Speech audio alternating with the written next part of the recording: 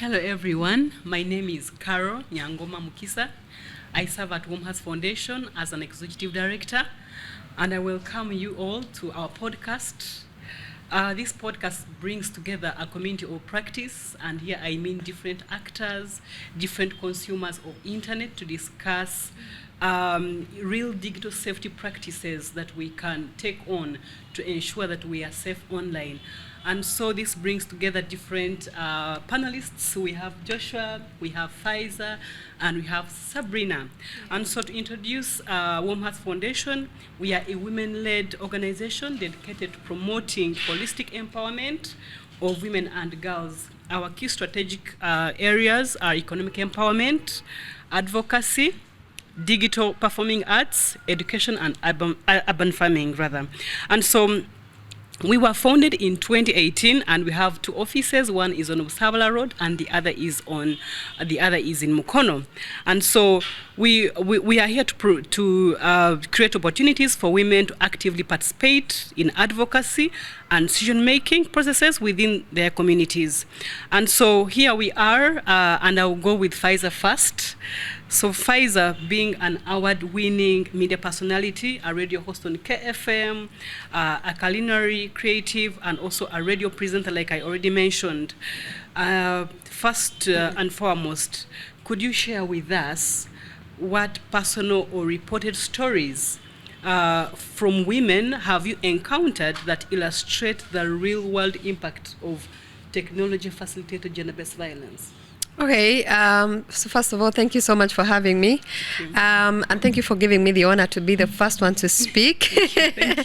I want to thank you for hosting me, for having me here to talk about technology-facilitated gender-based violence. And as the first person to speak about it, perhaps what I will do is also share a little bit about what technology-facilitated gender-based violence is. Yes. Because many of us believe that gender-based violence has to either be physical or it has to be in person. Joshua and I need to be fighting, need to have in our own compound. But technology-facilitated gender-based violence is where harm or violence is perpetrated through online platforms or digital tools.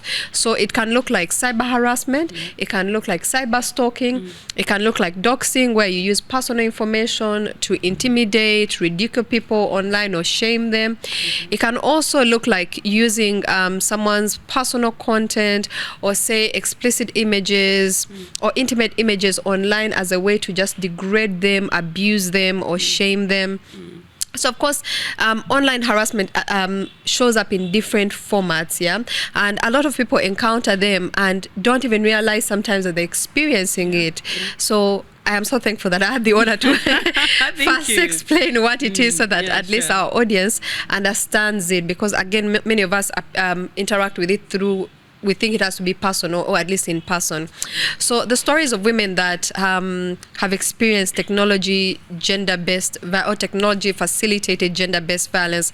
I'll start off with a conversation I was listening to yesterday, which was on the space, Warm Hearts Foundation. So I tuned in on my drive and I listened to Micheline, who, by the way, I have had the honor of meeting, and is an amazing, wonderful young lady, an advocate for women's rights. And she talked about how sometimes you are targeted when you share the stories of women. Yes. And one of the ways in which you're targeted is you start becoming slut shamed. They slut shame you, they ridicule you, they'll even lie, use even content, your own personal content, as a way against you.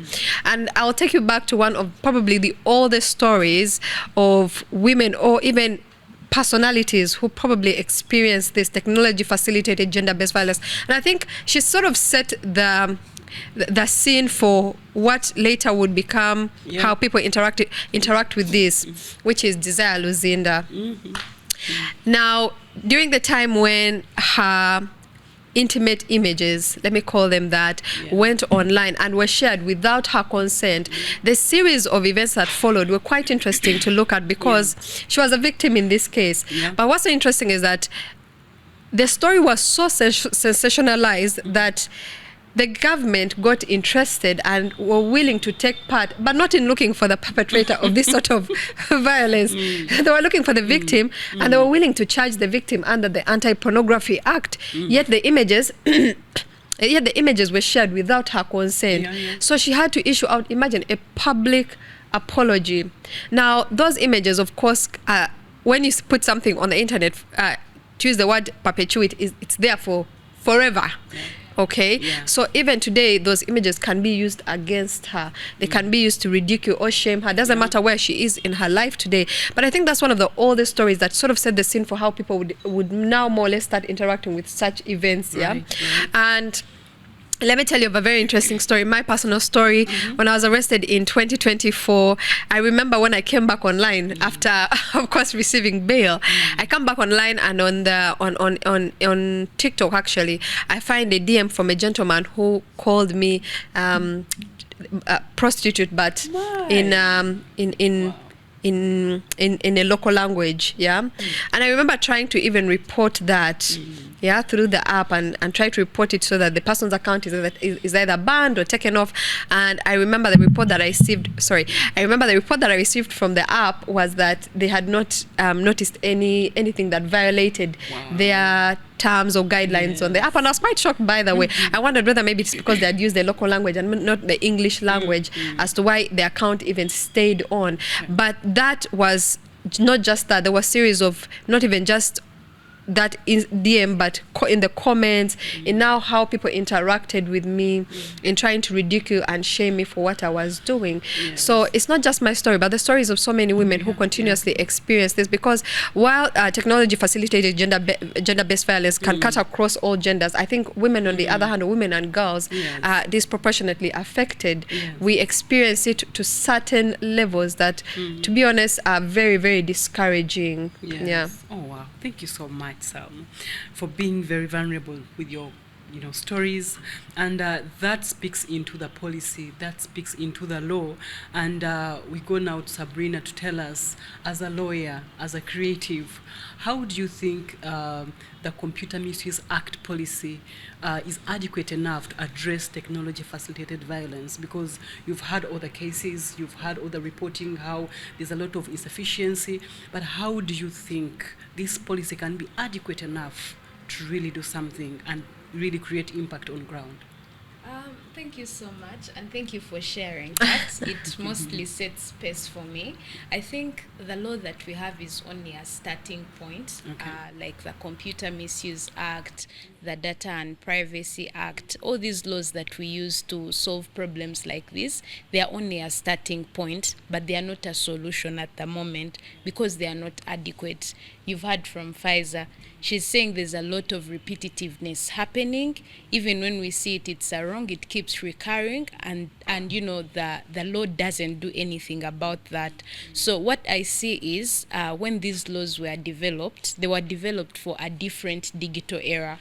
An era where we did not have artificial intelligence, an era where we did not have algorithms so crazy that I can post something and in a second it has already gone to millions and millions of people. So then what that means is, in as much as we want to say, oh, we have the law, I think it's sort of like the law that we have addresses offline issues, mostly things like defamation. You said something bad about me, but now we are talking about things happening on the internet where bots are undressing people. We don't have laws that cater for that. We are talking about redistribution.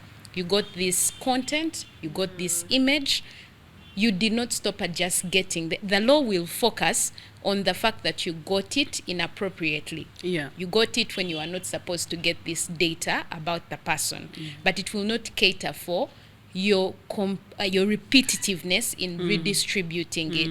So I think that is something definitely that has to be looked into. And I think that takes me back to looking at gender-based violence, that is technology facilitated, not really a technology issue. It's a coordinated issue, it's a system issue, it's a political issue, it's a social issue. So it gets back to all the challenges that we see on a daily. And if we don't solve those as starters, actually for me, I would like to say even technology is an opportunity to curb gender-based violence, because before we had it, all these things that we see in broad daylight on the internet, they are things we never got an opportunity to do what? To see. People inside their homes, or is, you know, threaten their wives, their girls, like it was not open. So I think in as much as we, you know, feel so sad about how technology makes it so much easier for women to suffer, to struggle. But I think we should also have a part of ourselves that is glad that technology is there. Because then now we are seeing it, it's evidence. You know, like we've said, these are all like social, you know, challenges. And you know, when a woman speaks out, everyone is like, oh, you're lying. Oh, they always say women are trying to victimize.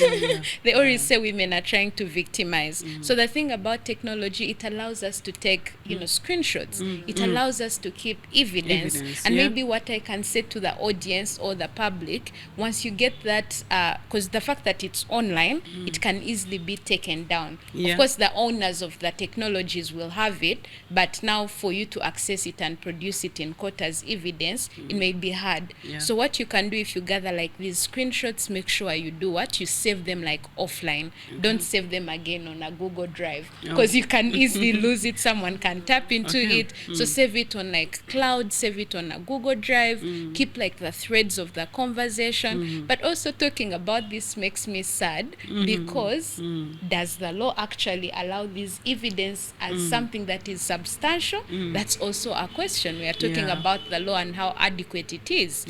We think the evidence they look at, they don't look at these chains as actually adequate. Even people to analyze them in those courtrooms, do they have people that know how to like analyze this evidence and follow the chain, the pattern, how coordinated it is? So there's a lot really to happen, a lot. And I was so glad that yesterday the different parties that we had, they all, you know, agreed and recognized that the challenges are there. So there's a lot that we need to do as, you know, as state, as individuals, as citizen, because even before you go online, that's a habit you already have as an abuser, even without technology, even without internet, which takes us back to, you know, our social norms and how generally we treat women. So it always goes back to like those grassroots. Thank you, Sabrina. Very, very insightful. And it's really clear that what's happening online is a reflection of our communities. It's who we are. So it's not that the online has taught us these things. No, we already know the abuse. We are real abusers, but it's just escalating the issue and making it cheaper. Like you can just load data of maybe 500 shillings, and then you know, disorganize the whole community. So at the end of the day, we need to know that it's within our community. The problem is actually community rooted, you know, grassroots rooted. So at the end of the day, we need to look for solutions that can curb both the offline and the online. And I love what our deputy spokesperson of police, Luke Oyesigere, said, that there is vulnerability within the police, and they also know that there is a weakness.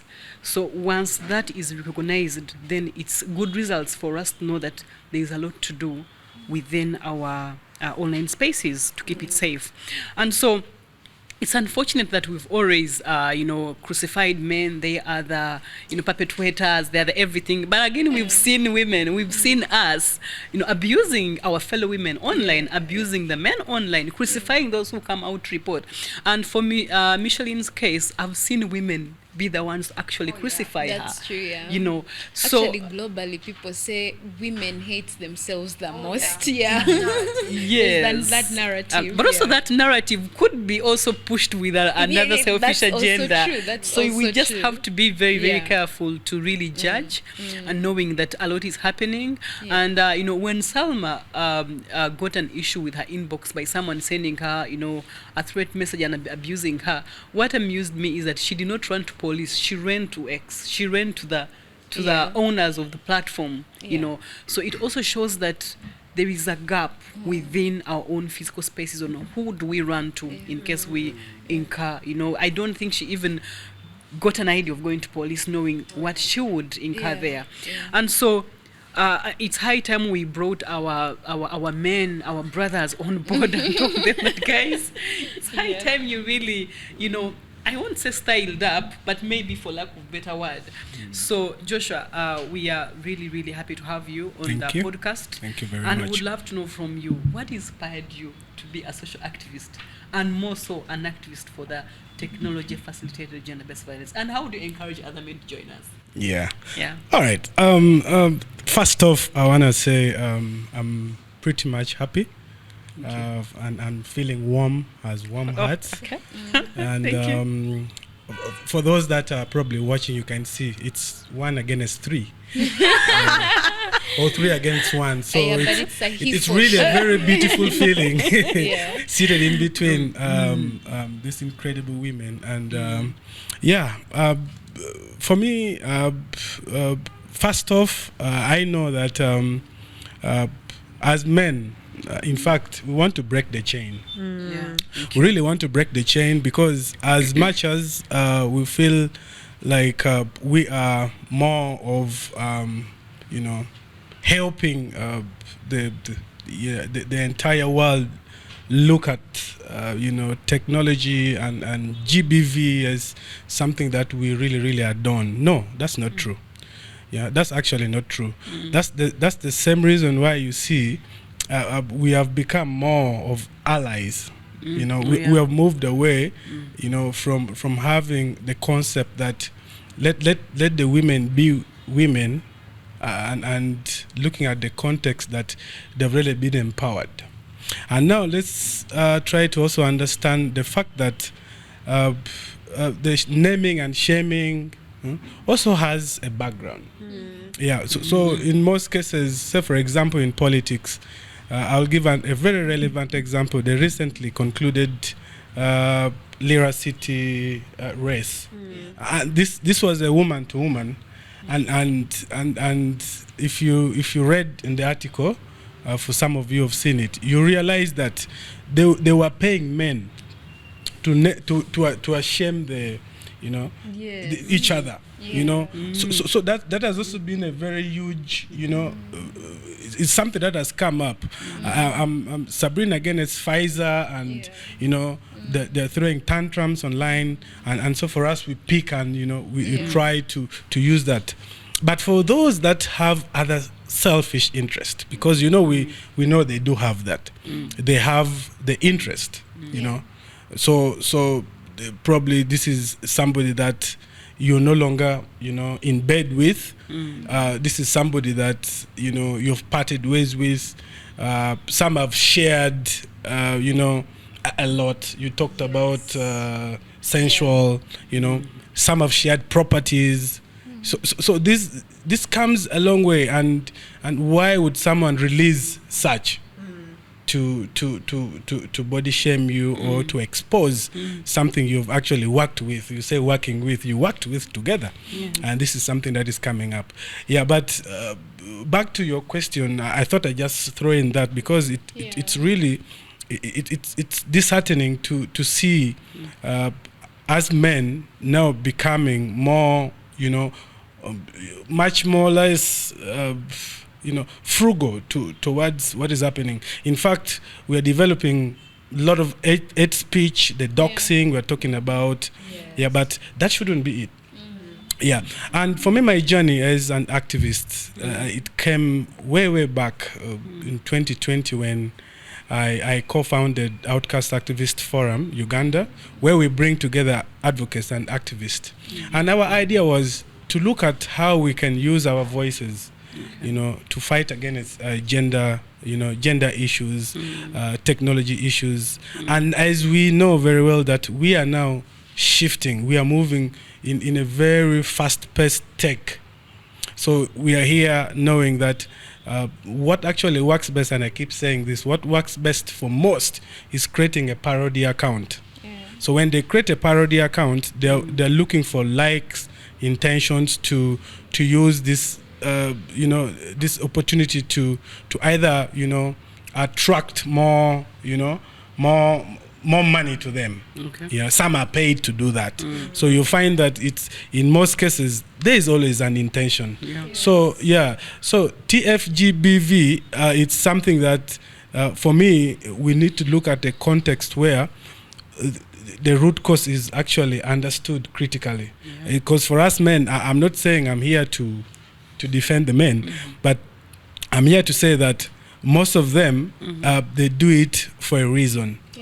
Someone is paid for. And we see that lots of loggerheads. Someone has a misunderstanding. Someone is, they probably, broke off or something. Some people just find pleasure in that. And so in our context, when Carol asks me, so now, how should I encourage the men? I think the most important thing is first of all to also look at the 2022 Amendment Act of the Computer Misuse Act that was amended, and we need to strengthen, how the policies, and the act allows and enables it to be to hold us accountable, because I think the issue is it's getting out of hand. So how do we stop it? And Warm Hearts, which pretty much I love, has given us a platform like this to come and share, to come and talk. I think people need to be talked to. People need to be encouraged that I think the way to go is not to make ourselves the most irrelevant country. I was listening to Amos Wekesa, and he was telling me that when you look at what people say across the globe about us, it's normally the negative side. Of course. The internet is saying so much worse things about us. They're always seeing us, body shaming, seeing us using technology in a much more, very, very bad way. And so I think that as men, we need to own up. We need to take accountable. In fact, if you have any issues, if it's domestic, it can be resolved. If it's political, I think you need to think twice, because that political climate also gets to end. And also you need to look at your reputation, your credibility. So after this, what next? So those are some of the key aspects that we can, help ourselves. But most importantly, for us men to become allies. Thank you. Allyship is very, very important, and we really thank our partners that we've worked with. We thank you, SIHA, for supporting our work. We thank you, UGNET, that have always worked with us, and we have partnered with them to create a digital safety tool that is going to help us navigate online safely and with knowledge. And so, and I really want to go back to FISA, because radio is a very, very strong tool. It's very interesting that up today I still listen to radio. Like you hit up your car and then you're on radio. So it's the, and during the online shutdown season, everyone was having a radio, and I'm like, here we are. So FISA, you have a very digital tool with you to create a difference in the digital spaces. And so I would love to really know from you, to know from you, how can we leverage on digital, digital platforms to amplify marginalized voices on technology facilitated gender-based violence, while ensuring that we foster responsibility amongst users. So as journalists, how can you really help us on this? How can we leverage on your platforms as radios, as TV? I will question the TV. I know you're not on TV, but I know it's also a platform that we can really depend on for this. So how do you think these two tools can help us to curb and reduce technology-facilitated gender-based violence? Okay, so thank you so much. Now, start off by saying, as journalists, so that I can then move on to explaining two things which are now very prevalent, which is citizen journalism, where you have your content creators, you have your bloggers, who have now more or less also become a source of information for a lot of consumers or for a lot of Ugandans. So you find that Joshua's first source of information is not even me who's on radio, it's probably Carol who has her own YouTube platform where she talks about the things that are happening.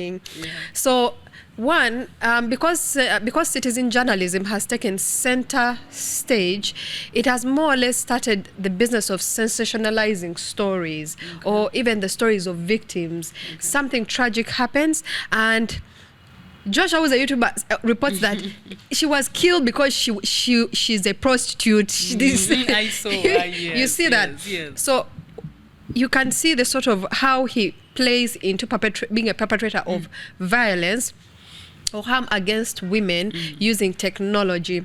Now, within journalism, and one thing that I'm very, very proud about our profession is that we are bound by certain ethics that require us to report or tell stories in a certain way or share information in a certain way. So as journalists, one of the things that we must look out for every now and again when we are telling stories around technology facilitated gender-based violence is that, one, we're working with the consent of the victims. Two, we're also telling the stories by maintaining also their dignity. We are preserving decency in how we tell their stories, but also more important is that we're placing facts in front of sensationalizing the story. So I think that's one of the most important things, that when we are telling the stories of victims of technology facilitated gender-based violence, is that we're thinking about those things, that we're putting facts ahead of everything. Two is that we're telling this story thinking about the safety of the victim in mind. Okay. Just a moment, and I'm sorry to interrupt you. On that, you working within your limits, do you do it to follow the law? Do you do it for formality? Do you do it because you fear being censured and maybe being sued? Or you do it out of the heart to keep the environment and our people safe? I think it's more or less the guidelines that are followed within the journalism profession. It is that, and I think this is quite common in every sector, that there are things that, there are rules that you're bound by so that you're able to do a good job out of what you're doing. It's more formality. It's formality as well, but it's also responsibility on your end. Okay? Because journalism isn't just about reporting, but it's also about educating people. Because instead of sensationalizing the story, we bring out the key factors, the underlying issues here, that, okay, we've reported about a story about someone who has experienced technology facilitated gender-based violence, but this is some of the key things that people need to look out for, is that false information is being circulated by this person. So we have false information, but also we have this person is experiencing maybe cyber harassment from people online. So educating people is also another aspect of what we do. And I think something very important for journalists to note is that we're not just telling or handling the stories of victims with a certain amount of ethics, but also we are educating people, because we have platforms where we need to explain to people what is actually happening and why. So, and I mentioned this at the start, that technology facilitated gender-based violence is something that is actually relatively new to people. When someone comes online and says that I was harassed by people, this is what they called me. They used my images and created a false narrative about me. They shamed me online. Just like, but have they looked for you in your house? They have not beaten you. Why are you worried? Just ignore that. And yet, a narrative that is created about you, one, is on the internet forever, can influence how people perceive you, can even limit your opportunities. I have gone to Caro to get a job, I've applied for it, but Caro has been seeing the way people talk about me online, like, this is not someone we want to be associated with. So she distances herself from me. So when we speak about technology facilitated gender-based violence, we're not even talking about things that are just in the moment. These are things that can last forever. These are things that cannot just happen within your own space here, but can follow you even into your workplace. Your boss says that Joshua abused you online. And it's like, they start looking at you differently. Maybe they even limit you, or they limit how you represent the company. So I want to say that when it comes to journalism, it's very important that we're also able to educate people about some of the dangers of technology facilitated gender-based violence. That when we're telling the stories first from what has occurred, we're able to dig deeper, because that's what journalism does. Even second-day journalism, we dig deeper, represent all sides, but at the same time make sure that we're educating people about some of the underlying factors, some of the dangerous things of what is happening, and not just the incident itself. So we take it one step further, and I think that's something journalists need to do. And maybe just to add on finally is that as journalists, I think we need to take use of all the platforms available to us. You mentioned earlier that even with the tools that are used to perpetrate harm or to inflict harm on women and children, we are also able to use those same tools to educate people, to create awareness, to advocate for people. So you find that on my personal page, I advocate for the rights of women. I advocate against technology facilitated gender-based violence. So you find that you even create a platform where can be a YouTube page, can be now such as coming on here to be able to just teach people and make sure that there's more awareness about a certain problem within our society. Just perfectly said. And she mentioned on when you abuse someone, you're not just affecting their esteem, but their income, their livelihood. Michelle cannot now get a public job. Like she can't do hawking because, I mean, so that also touches on our economy as women, most importantly. And so, Sabrina, look at our laws in Uganda. And so, how do you think our legal frameworks in Uganda classify TFGBV? How do you think it clearly brings it out? Do you think it is it really touches it, and do you think common harassments online like doxing, deep fake images, do you think some of these issues are tackled and highlighted within our laws? I know you already said that they were developed for a different era, fine, but we also need to know briefly how do you think it brings it out? Okay. Thank you so much. And before I get to the question, I just wanted to give personal philosophy on some of the things that she has said that are very key. So I think like in 2020, I intentionally decided to stop speaking about certain facts, certain things like, about women empowerment on certain platforms. Not because I'm shy, not because I'm scared or intimidated or anything, but just because I was like, is this the perfect time to have this conversation with these people? Are they the right people? Are they the right audience in the first place? So sometimes it's also very important to look at constructive engagement, and it matters a lot, because even the times there's a certain conversation you're going to have with a person, and maybe they are angry because something happened to them in the morning when you are not there, and they won't respond the way you expect, and you will feel bad about that. But there's context to it. So I used to be very vocal about like women on my platforms and everything, but then I realized everyone was coming with hate. Like you put there a conversation that is meant to be productive, that is meant to bring all of us together to discuss, but people want to take it out of context and things like that. So for me, I started teaching myself. There are certain people that need our attention, and I think I mentioned it even yesterday. There are certain people that need our attention and energy, and there are people that don't. What am I trying to say? Whenever people bring out these hate speeches on the internet, they bring up these images, these pictures of women that they are putting on the internet, I think sometimes the best thing to do is to be silent, is to not engage like at all. You think someone will say, we have to defend this person. But the challenge with that is that once you engage with that person who put out that hate speech, you're allowing the algorithm to know that people are interested in the conversation. So you're allowing the amplification of that specific hate speech. And the bad thing about that is that in as much as you're doing it with goodwill, you quoted that tweet to give your perspective, your opinion. But me, who also has hate speech habits in me, I won't even focus on your quote. I'm going to focus on what you quoted, which was the hate speech. I redistribute it again. So I make sure every time I see like hate speeches being put on the internet, I want to engage, but it's not the right time, it's not the right platform. I don't know if I post it, whose hands it's going to do what, to land into. It's like challenging, it's like a very unpopular opinion, but I think it works. And I think if we can all do it, it would make such a big difference. Because you see, the thing about the internet, it's only relevant because of eyeballs.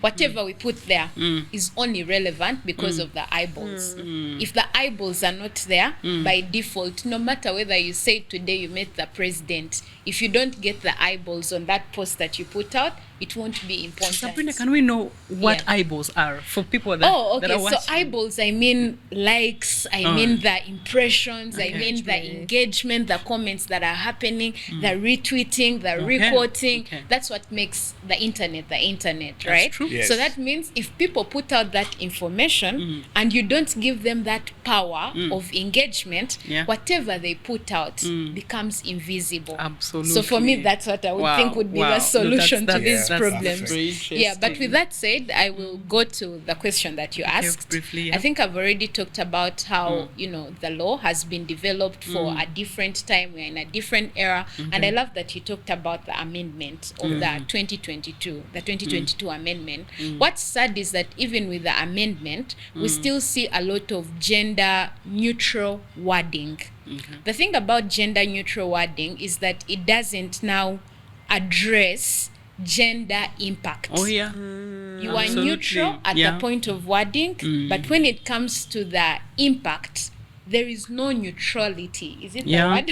How they pronounce it? Yeah. Like there are people who are affected more, and you're not addressing that. So what that then means is that even though you made your amendments and they increased penalties on offensive communication, on misuse of data and information, you still did not address gender-based violence. Absolutely. You did not. So that means a solution was not provided. It's just words, but they don't actually solve the problem. That's we see true. that some of the changes are incident-based, but we've already seen that we have a lot of repetitiveness, we have a lot of, deep fakes happening, we have a lot of, hate that is pushed from just the victim to the family, to the people that follow them, their cows, their goats. Like it's so much deeper, right? Yeah. So I don't want to come here and Yes. sit and start having a conversation just because I'm a lawyer and start saying, oh, we have the law, it has created data privacy and what. No, I don't want to come and lie to you. Yes. I know the law is there, but it's only applied. Okay. How we use it is, oh, okay, we have gender-based violence. Okay, we have this law. It has something similar about privacy. Let us see how to bring that from that law and apply it to this. But it's not the actual that actual solution. Yeah, I Okay. think that would be my submission. Wow, just Yeah. perfectly said. Yeah. Thank you so much. And we'll have to go to Joshua. So Joshua, this time around I want us to be very specific on the actions the main allies can bring on board to counteract harassment online by not centering themselves. There is you guys coming up, you pose like you are fighting for us, yet you're on your own agenda. Right. So what are these actions that you can really bring into action to make sure that at least there is change, there is effectiveness? Okay. Thank you so much for that question, and it's incredible to listen to how this is touching us. And by the way, Faiza, before I forget, I wanted to tell you that it's becoming worse. You've seen how skies died. Oh, yes. And so that is instead of having the morale of supporting the family and all that, but that's now when the hate speech is now coming. She's owing 150 million. He's all this was having like guys supporting her from the slut shaming and all. So basically these are some of the things that really exactly She's dead. Slut shaming her Exactly. when she's Imagine. not around. Where are the That's morals? like, Exactly. wow. So for me, that is where I start to come in with calling out the men to have number one, what they call real-time intervention. We need to help ourselves to intervene calmly using our voices. Yeah. We need to help and give credit, to the things that matter, rather than paying attention to the nudity, the body shaming. And for some of us I know out there, we pick up our platforms and we have never disengaged from the direction we have taken. Oh yeah. Like I've said, Carol, please let's not forget that you need to go back and track these accounts. Are they parody accounts or they are real accounts? Like I said, because most of them are actually fake accounts. Then secondly, I think we still have to... I have a quick one on Yes. fake accounts. Yes. When you are signing up, what's a fake account? Because I think even these are people, right? Yeah. Because you have to put in your email when you're creating an account. You It's have to a pseudo pseudo Pseudo account, account. yes. Oh, okay. Yeah. Yeah. So the email itself is not. So the person creates an account but is online anonymously. Yeah. Okay. Yeah, so Joshua is online but he's using Caro and her pictures. Yeah. Oh. Yeah. Interesting. Maybe just to add on to that is Yeah. you are using my name, Yeah. but and also my photo, Yeah. but you can see you can't have Atokino Joshua. I hope it is safe online. Yeah, but then you'll have at Pfizer. Yeah. Because you can't have Atokino Joshua, it's already taken. Yeah. So you're going to have a handle which is slightly different, or Atokino Joshua 1, 2, 3, 4, 5. Oh, yeah. You get it? Oh, okay. Yeah. Yeah. So we need to take precaution. Yeah. We need to help the general public. How do we identify? Yeah. In fact, that's why I would ask you, Faiza, if you reach the level she has reached, you need to have a verified account. Yeah. And you need to own up your content by saying maybe retweets are your own. You Yes. take action, and that's how we have been seeing. Yeah, but also we need to try and amplify a lot of the encouraging messages. Okay, as that- men. As men. Yes. Yeah, not to just rely on those that as men. I want to be honest. To a larger extent, we are much more attracted to the nasty stuff. Most of them. Okay. And I've seen it without fear or favor. It has happened because you find that you're following Pfizer, who is talking about the road crash this morning, and somehow you just read the headlines and like, oh, okay, this is done. Yeah, but if you see somebody has posted, like you've said, desire, say for example, and you now want to dig deep. You even want to retreat, like you said, eyeballs. Yeah. I call it amplification. So we, instead of amplifying, some of you know them. So say something nice about desire. Oh, I love her music. So Joshua, And stuff like that. Is the attraction to negativity and nasty things, like you call them, an issue of the upbringing? Is it in your nature as men? I mean, what's the source of all that kind of interest that you have in nasty things? Yeah, I think by and large, that's a very interesting question. Or is it just how social media platforms are? Yeah, needed a psychologist. But I'll try to be very, very honest. The world has shifted. It's a global village, and there are so many things that have been done to take our attention. Okay. And one of them is God creating women. So we really can't. In fact, it is hard to do man to man. Yeah. So you find that is nature. You can't run away from it. But to take advantage of the image of the person, like I said, Carol, first and foremost, how did the person get the nudes? Let's say, for example. Okay. So you find that it's a twofold. You talked about economic empowerment, and I want to also bring in the aspect of women using the social media to actually make money. Yeah. You get it, eh? So there are those that find it's very fine, very okay to present themselves as maybe a night shift business person, or please don't laugh about that. It's the true thing. So you need to do things that will give you attention. I'm sorry, but there's some context to that. Yes. I'm Thank not saying you. it's. I I'm was not coming saying for it's that. true. Yes. Rather, I'm not saying it's right true, for yeah. women to use their bodies to make money, but there's some context to it. If you look at like the music industry, for example, it goes back to our systems and culturally how we treat women, right? Someone will be very talented. Yeah. They have the talents, they are artists, they have music, but somehow the industry will only welcome them if they have to dress like skimpy or Yeah. something, even when the talent is there. And meanwhile for the men, they are welcomed even if they don't have any sense of any sense of style. And Sabrina, to add on that, Yeah. where there is no market, there is no. Where there is no demand, there is no market. Exactly. So if someone posted a pic when they are, I don't know, Half- don't half- quote me. half-dressed. Half-dressed. Thank you. Yes, half dressed. Yes, if they're half dressed and you guys shun that picture, I don't think those same people will actually post those same pics. But it's because of your market, your demand, Yeah. that we always bring up Yeah. those half-dressed pictures. Well, thank you. It's again your problem. Yeah, no. So somehow it's unfair. They want to survive. and I They love- want to survive. And you are the consumers. Yeah, the yes, consumers. And there's what we call PR, public relations. Now, for those that are in the production business, like guys behind the scene, they will tell you that if your concert is coming, for example, and you're not getting traction, you need to do something. And we have seen someone went to internal affairs and had the whole internet ablaze.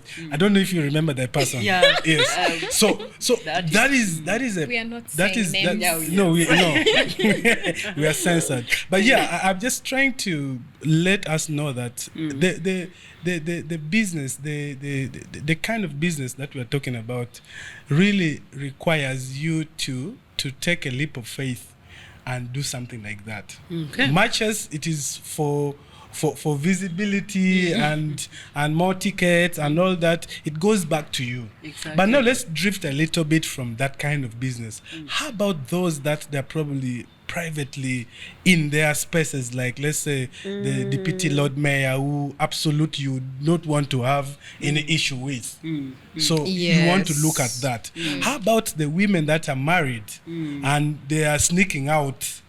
Of course, you wouldn't want to have your business snooping in that person, because clearly somebody goes around their daily business, they go to work, they come back home, but somehow they find themselves on the internet. But for me, my issue is those that deliberately pick what they are not even attached to. You get what I mean? I literally don't know Pfizer, but I'm just picking interest because it might give me credibility or context. You understand? So for me, that's where I call in what we're calling signal safety. So we need to have signal safety whereby we need to start appreciating women and also helping them, to speak with them, not for them. We need to create that. We need to speak with them, not for them, so that it's easier for us to also, to defend. I mean, but Joshua, do you do these things? Yes. I mean, coming and saying we need. Are you doing these things? If I scroll through Joshua's X account or TikTok account, would I find anything like what he's suggesting? What's your account for starters? Can do a quick fact. So this has turned into a hot seat, but I must attest that it's really something that I've been doing. I started my work I started work in the community with over 21 activists, and most of them were women. And our idea was to really help empower their voices to stand up. So I don't think I'll be doing the opposite and get to have a seat on this table. I think that is a very relevant example. Why I'm here is because I've been doing that, and I think by and large, if you have anything on me, please. Speak now or never. We have a few minutes. But why I'm asking Joshua is not actually, Joshua, I apologize if you feel like we are over. No. It is just because most of men actually, most of the men are in this space for money. Like NGO, I also need to push the women agenda, get money. It's a very performative advocacy. But deep within, they're actually abusers, So we also need to really screen and know who are we bringing on board. Are they living the narrative, or it's just for the sake of? That is very true. Okay, away from you. So, Pfizer, we see so many cases online, and briefly, guys, we see many cases online coming up, and we see journalists keeping quiet, keeping mute about some of these issues. Yes. So I would really love to know, what are the challenges that really that you as journalists face? Not only talk about these issues, but also to keeping them away from also coming to you, because we've seen you getting undressed, getting demonized and being mistreated. How do you keep safe, and how do you, what are the barriers and the challenges that you face? So I'm glad that you started off by speaking about some of the physical violence that women or journalists experience when they're in the field, covering some of these stories. So now let's talk about the online technology facilitated gender-based violence. Now I'm going to talk about the story of Agatha Haire, who's a woman that I really, really admire so much. I've had the privilege and the honor of interacting with her and seeing her work. So first of all, kudos to her. Yeah. But the reason why I'm talking about her is that I want to bring an example for you to sort of understand why sometimes journalists, because she's an ex-journal or maybe still a journalist still, some of the things they experience, because journalists experience also intimidation, they experience harassment, and something that you mentioned earlier, which becomes self-censorship in the end. It results into that you start sort of shying away from certain things, or you start worrying about the possible repercussions, because now it's not even the repercussion on the victim, it's also you who's now doing the job of telling the stories. Okay, that if I tell this story, there are people, there are areas where you enter and you're like, if I tell this story, I'm likely to also experience the results of that, and it could be harm being perpetrated on me. Now, Agatha Tuhere, at the time when she was, I think, talking about, when this was so widely circulated, talking about misuse of state resources, corruption, I remember how the conversation moved from that to her own personal life. And as a mother, she was now branded as, again, slut-shaming her. Where's the father of that child? You are sleeping around. Where you have men, you have kids. And it was so strange how the conversation quickly moved from something that is so important and undervalued, the actual communication that she was putting across, to now her personal life. And you see that she's not the only one. There are stories of other journalists also experiencing the same. You say something that people may or may not appreciate online, and immediately you experience online violence, which is now we're talking about you. Let us shift the attention to you. By the way, we had that you're like this, and we have even pictures of you, I think, which Mutuzo talked about yesterday. We have pictures of you in our DM. Anytime now we are releasing them, sensationalizing the story and taking away actual impact from the conversation that is central to why we are here. So journalists experience that. The second thing is that realistically speaking, today, as mainstream journalism continues to evolve, we are understaffed, we are under-resourced. So you find that one of the reasons why I like that when journalists or when people like us come on board with NGOs, civil societies, that you're able to now reach people who you would otherwise have not met within the newsroom, because the newsroom might only be able to fund you enough or cover your reporting of the metropolitan area. But then when we go to the deeper villages, where also women, or maybe other areas or districts where women are also experiencing, women who don't have their own platform where they can talk about technology facilitated gender-based violence, you're now helping us to meet that gap as well.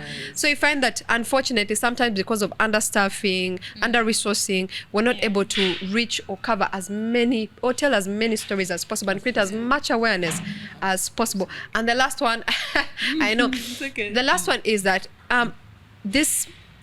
how the law, which you've been speaking about, also affects how journalists report these stories. Sometimes you see a story, you have your facts, you want to go ahead and share these stories, create awareness, but also tell the stories of a victim. But then you worry about what this could result when it comes to the courts of law, that there could be legal repercussions for what I'm doing. And let me tell you, seeing as someone who has experienced the justice system in this country, you might be on the right side of the law, but what is interesting is that you can be frustrated to the point whereby you realize that the law is now working against you. You are somebody who's done your part, but now you're the one who's facing legal repercussions. You're being dragged by somebody, probably a perpetrator of that harm or online violence, who probably has the resources to drag this and make sure that you're frustrated. So sometimes our justice system or our courts don't really support us to do our work as well. You worry about the legal repercussions. So that and so many others, of course. Some abusers can even make sure they push you to court because they already know you're going to get frustrated. Instead of it being the one to take away the relief, people send you to court so that you suffer, you face it. I know we have a few minutes, and lastly, in 1, 2, 3 words, what advice can you give to someone who is facing online gender-based violence? The best advice, as a journalist, you've been there. Please make use of your mute button, make use of your block button. Try as much as possible, because you must prioritize your own safety and wellness on the internet or on digital platforms. Prioritize that, and if you need to remove certain people from your platform, do so. If you need to even take internet breaks, do so. The last one is that please do actually put the law to test. I think one of the other ways we find loopholes is when we actually engage and see that, okay, I went to the court, I did my part, I reported I was a complainant, but this is what I made. Sometimes I want us to avoid always meeting the law from a point of, no, this is not going to work. You're wasting time. You're going to spend money and waste time. Sometimes let's put the law to test, so that when we come back to say that this thing is not supporting us, we actually have evidence, and that is it's one way for us to influence and create actual impact and influence actual positive change. Well, perfect. Thank you, Faiza.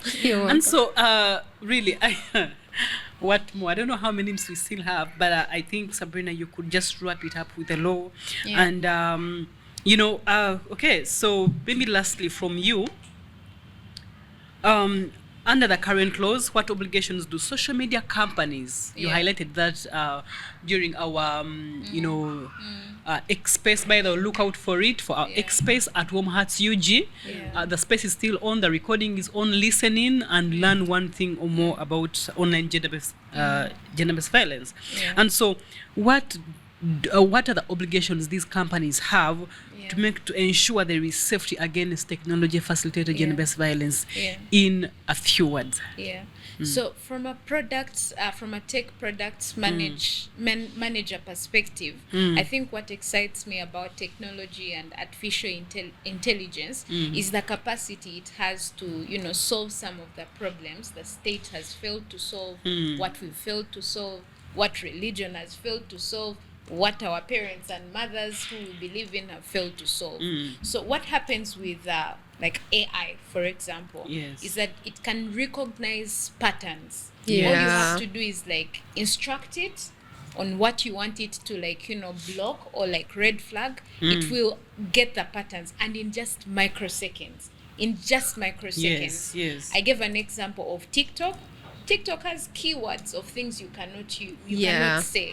Things like murder, you can't say kill openly. Suicide. They will immediately block your account. I gave an example of Homeland yesterday. It's a movie I love so much. A series. It's called Homeland. So they killed Brody, right? And I feel so sad. This actor you love so much. Meanwhile, my caption did not have anything about murder or killing. The caption on the video did not have anything about killing, but the content had that scene when they were murdering him. I posted it that very instant. TikTok blocked it. It gave me a flag. It says, the next time you do something like this, we are banning your account. So it could tell with the contents of the video without even me putting the words, caption, which I loved so much. I loved it so much. For me, it gave me hope. It means all these things we are complaining about, there's a solution. So I'm excited about that. So for me, it takes me back to calling upon in technologists, creators, how can we sit together? Because the truth is that we won't wait for the government to come up with all these solutions. Now I love identifying problems and solving them. So now, talking to technologists and whatnot, knowing that these are things that are possible, how can you use your skill of software development? How can you use your skill as an AI engineer to contribute to such conversations we are having? Interesting. And she said something about local languages. Of course, some people go away with it with local languages. Because now TikTok doesn't know Uganda. When they use local language, that's the only way they are abusive. Actually, Uganda is rated among the top toxic country when it comes to content on TikTok, because we use our local language. So then now we start having conversations of governments. Can they have relationships so that they share language translation, so that different languages globally are trained to AI models for it to become much more simpler. Thank you so much, Sabrina. Very interesting. And so, Joshua, lastly from you, the workspaces, a lot is happening. She Faiza highlighted some of the issues that we face, fearing the law and all that. How do you think we can hold our peers accountable in fostering safety in our workspaces in just 5 seconds? Thank you very much. First of all, digital safety is no longer optional. Yes. and technology should actually help and expand participation, not silence it. Okay. And so in our workspaces, I think we need to have a lot of code of conduct enhanced, Yes. so that if you are found or you fall a culprit or a victim, you're not only penalized, but you're also imprisoned. Yes. So that means we also need to look at how our Amendment Act will support some of this. But also importantly, I think we need to have a lot of advocacy. Okay. We need to help our stakeholders carry out some of these conferences that bring together everybody, like the way we are in. People share their challenges and how they can mitigate it. So for me, that is very important, because I've realized one thing for sure is that at the end of the day, some people don't even know the mute button you're talking about. Yeah, some people, they are probably 40 plus. This is for the baby boomers. Someone just leaves the platform. They don't Oh, know. yeah. You get it. So, Yeah, yeah. so some of the options that are available to curb some of this online by yourself personally. How do I get verified, for example? Yeah. So these are some of the conversations we need to have with them, and of course, I think safety first. Digital safety, like I said, should help us and expand, not again degrade where we have reached and where we are headed. So that's all I have to say on that note. Thanks. Thank you, our panelists, guys. Thank you, everyone. Warm Hearts Foundation, look out for us at Warm Hearts Uganda, our website, www.warmheartsuganda.org. We do a lot of work for women, host us, engage us. We thank our partners, SIHA, Komboa, Wugnet, for working with us on the digital safety tool. We thank our partners, the journalists. Pfizer, thank you for showing up. Joshua, Thank you for having me. showing up. Sabrina, I don't know if you have any 1 second for them, just parting 1-2 words. Parting shots, 1 to 2 words. Sabrina, go first. Sometimes if you have to disengage. It could be for the better. Thank you. Please continue challenging the system. Yes. Okay. And for me, I think let's make technology facilitated gender-based violence a personal branding. Let's have it as a personal branding. If I am speaking about it, let me speak about it by and large from the inside. There's something we call calling in before calling out. So let's call in before calling out, and let's make it a personal brand. Let's speak for it as men. Let's stand for it. Let's stand against those that are doing this, and also to our stakeholders. I mean, our judiciary. Please, let's enhance the act so that they can get this. I promise this is one yeah. line. Okay. One line, I promise. Okay. Please, let's make the abusers powerless. Exactly. Oh, Let's not give them attention. Yeah. Don't quote that tweet. Don't engage with it. Exactly. Make them powerless. They will run away. Can I also? Yeah. No, mine is just an addition. So please continue challenging the system and the status quo. Hold them you for out. that. Yes. Thank you for that. So before you post anything, ask yourself, does it help me? Does it help them? Does it add value? If it doesn't, trash it down. Thank you for watching. We love you. Love from Warm Hearts Foundation, from our partners.